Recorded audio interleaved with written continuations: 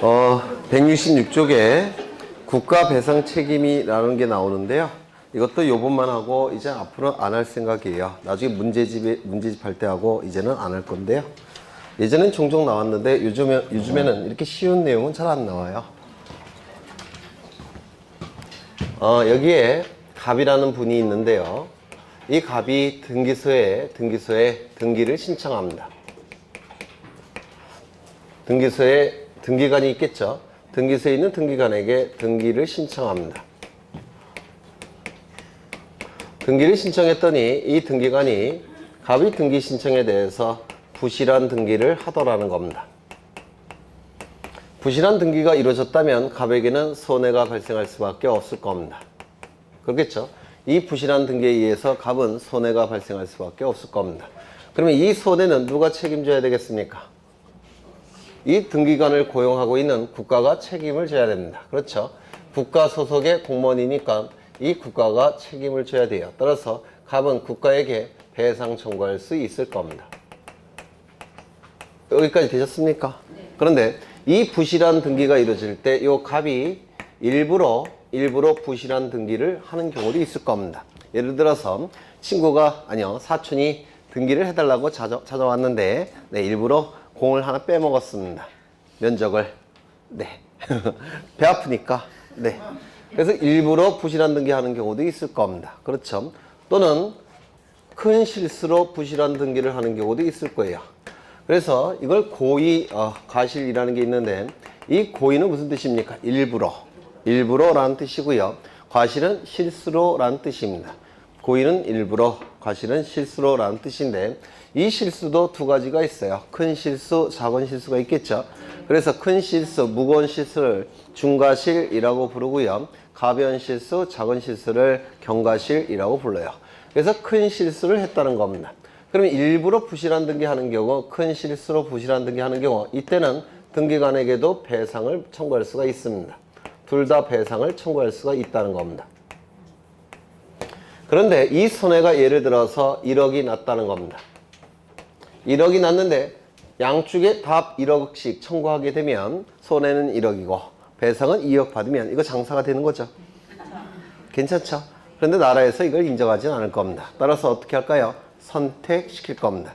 그래서 국가에 배상 청구한다든지 등기관에게 배상 청구할 수 있는 겁니다. 즉 선택적 청구라는 겁니다. 그러면 여러분 같으면 누구에게 배상 청구하겠습니까? 그렇죠. 돈 많은 국가에게 청구해야 되겠죠. 등기관은 공무원인데 개인이기 때문에 돈이 없을 수도 있어요. 그래서 국가에게 배상 청구하게 될 겁니다. 그러면 국가에게 배상을 청구했다면 등기관에게는 배상 청구하지 않아야 되겠죠. 선택하는 거니까. 그러면 이 국가가 배상을 해줬다면 이 국가는 최종적인 책임을 등기관에게 물을 수 있을까요? 없을까요? 있습니다. 왜? 일부러 또는 큰 실수가 있었기 때문에 이 국가는 등기관에게 보상을 구할 수 있는 권리를 행사할 수가 있습니다. 이를 구상권 행사한다 라고 불러요. 보상을 구하는 권리. 이걸 구상권이라고 얘기합니다. 이런 경우도 있을 수가 있을 겁니다. 갑은 등기관에게 신청을 합니다. 등기를 신청했더니 등기관이 부실한 등기를 해주더라는 겁니다. 그런데 이 부실한 등기에 의해서 갑은 손해가 발생을 했습니다. 그런데 이 등기관은 이 부실한 등기에 있어서 가벼운 실수로 부실한 등기를 했더라는 겁니다. 그러면 이것도 등기관을 제대로 감독하지 못한 국가가 책임을 져야 됩니다.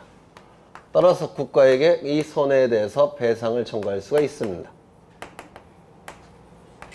배상을 청구할 수 있을 겁니다. 왜? 국가가 최종적인 책임을 져야 되기 때문에 그래요. 국가 소속 공무원이니까. 그러면 이때 이 손해에 대해서 이 갑은 등기관에게 배상 청구할 수 있을까요? 없을까요? 왜요? 경과실은 무조건 배상 청구하는 거 아닙니까? 민법이 적용이 되면 원칙은 이거 경과실 때도 배상을 청구할 수 있어요. 우리가 민법에서도 불법행위 저지를 때 고의, 과실 이렇게 얘기하죠. 그때 과실은 경과실을 얘기해요. 민법에 의한다면 당연히 갑도 등기관에게 배상 청구할 수 있습니다. 민법에 의한다면. 그런데 이 가벼운 실수란 건 그 의미가 뭐냐면 보통 사람이면 누구든지 저지를 수 있는 실수입니다. 보통 사람이면 다 저지를 수 있는 실수예요. 그러면 누구든지 다 저지를 수 있는 실수를 해서 부실한 등기가 이루어졌고 손해까지 배상을 해줘야 된다면 여러분 같으면 등기관 하겠습니까? 저 같으면 안 해요. 월급 얼마나 받는다고? 물론 저보다 많이 받겠지만 네. 보통 등기관 한 5천 정도 받을 거예요. 그러니까 행정직 공무원보다는 좀 많이 받으니까 한 5천 정도 받습니다. 손해가 얼마냐면 20억으로 하겠습니다. 왜냐하면 부동산은 20억짜리도 나와요. 워낙 고가니까 20억 손해가 발생합니다. 그런데 가벼운 실수예요. 등기관이 될 사람은 없습니다. 저도 안 할 겁니다. 누구든지 저지른 실수를 저질렀는데 20억을 배상해 줘야 된다면 네, 예, 그렇죠. 따라서 이 가벼운 실수일 때는 면책을 시킵니다. 어떠한 법에서? 국가배상법이라는 법에서. 국가배상법이라는 법에서 등기관에게 면책을 시킵니다. 왜냐면 누구든지 저지르는 실수이기 때문에 그래요. 그러면 이 손해를 갑이 다 감수하는 겁니까? 아니에요. 갑은 손해를 배상받을 수 있죠. 돈 많은 국가로부터. 그렇죠. 국가로부터 손해를 배상받을 수가 있습니다. 다만 등기관은 면책을 시키는 겁니다. 가벼운 실수니까. 그러면 갑은 이 국가에게 배상을 청구할 테고요. 이 국가는 배상을 해줄 테고 그러면 최종적인 책임을 등기관에게 물을 수 있을까요? 즉 구상권을 행사할 수 있겠습니까? 만약에 구상권을 행사할 수 있다라고 한다면 이 면책 규정은 의미가 있습니까? 없습니까? 없어져 버립니다. 따라서 구상권도 인정하지 않습니다. 그러니까 이 정도 위험은 국가가 부담하라는 겁니다. 등기관, 그러니까 소속 공무원이 가벼운 실수 저지를 때 보통 사람이면 누구든지 저지른 실수 저지를 때 거기에 대한 책임은 국가가 부담하라는 겁니다. 이거 이해가 되십니까? 그렇죠. 그러면 표로서 기억하시면 돼요.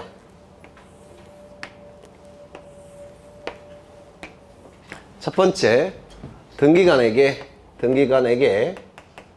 고의 중과실이 있는 경우 또는 등기관에게 가벼운 실수만 있는 경우 보통 사람이면 누구든지 저지를 수 있는 실수가 있는 경우 경과실이라고 얘기합니다. 첫 번째, 국가에게 배상 청구할 수 있느냐? 국가에 배상 청구가 가능한가?